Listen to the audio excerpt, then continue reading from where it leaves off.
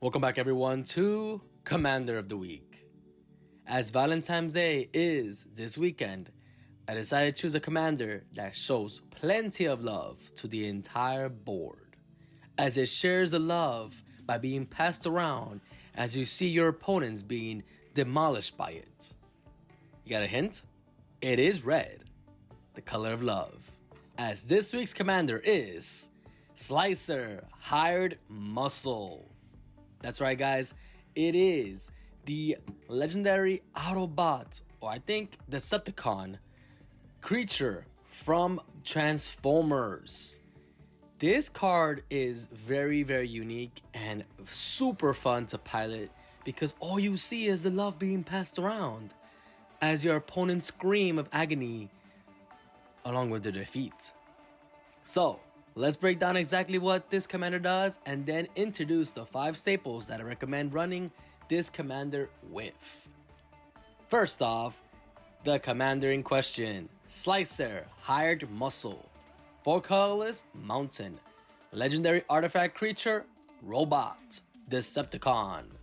More than meets the eye. 2 colorless, 1 mountain. You cast it and it comes in as Slicer High Speed Antagonist. Living Metal. First strike, haste. Whenever Slicer deals combat damage to a player, convert it at the end of combat. It is a 2/3. When it transforms to Slicer Hired Muscle, it obtains double strike and haste. At the beginning of each opponent's upkeep, you may have that player gain control of Slicer until the end of the turn. If you do, untap Slicer and goad it. Goad it means it cannot be attacked towards you. They are required to attack, but they can only attack their opponents, not you. It cannot be sacrificed this turn if you don't convert it. So, what are the 5 staples to be able to pull off a massacre, a Valentine's Day massacre? Well, staple number 1 is a new card from Lower Eclipse, which I have to showcase because it's so good. It fits in everything, and that is Hexing Squirrelier. 1 colorless, 1 mountain, creature, goblin, sorcerer. This card cannot be countered. It has Ward 2, which means you have to pay 2 life if you target it. And spells you control can be countered. On top of that, other creatures you control have Ward 2, which means they have to pay 2 life to target it. It is a 2/2. Phenomenal card to start off with, especially if you want to protect your creatures or Slicer at the beginning. Very good, I recommend it. In any deck right now that has red.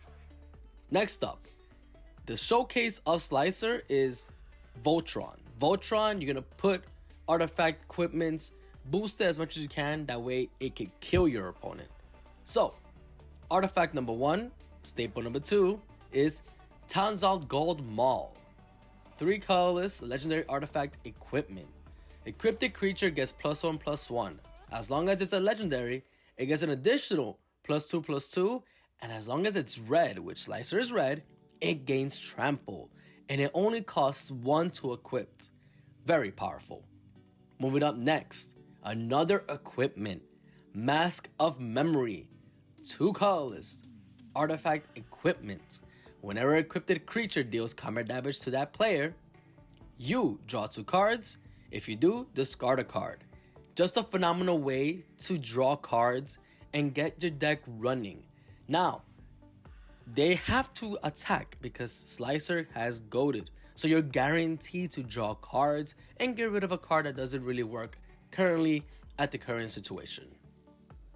Staple number 4, Silent Arbiter. 4 colorless, artifact creature, construct. Why is this card in this deck or a staple? Here's why. No more than 1 creature can attack each combat, and no more than 1 creature can block each combat, which means your opponents have to attack with Slicer if they have it, and your opponents, again, can only block with 1 creature. Therefore, Slicer's survivability goes higher, along with the fact that if you attach other equipment that gives it trample, it's gonna connect. It equals commander damage. So you're looking at phenomenal game plans and moves. And the last staple for this deck is a Planeswalker. Jeska's Thrive Reborn. 2 colorless, 1 mountain.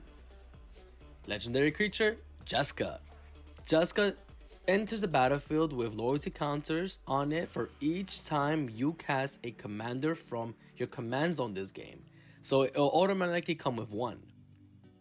If you cast Slicer, which most likely you have to cast Slicer beginning. 0 is what we want. Target creature until the end of the turn. If that creature will deal combat damage to one of your opponents, it deals triple that damage that player instead. And if you minus X, which most likely you won't, this Planeswalker deals X damage to each up to 3 targets. So minus 5 will do 5 damage to each. And it can also be considered a partner and a commander. So it is pretty cool to have both of them, both Slicer and Jeska in your command zone, and vice versa. Play around with this method, you're looking at success. So what do you guys think about my vision of Slicer? The 5 staples I recommend if you're planning on giving out the love this Valentine's Day weekend in your local LGS during Commander Night. I highly recommend playing this card. Let me know in the comments below if I'm missing any card that you use or you consider a staple. And don't forget to like, share, comment, and subscribe for more Magic the Gathering fun.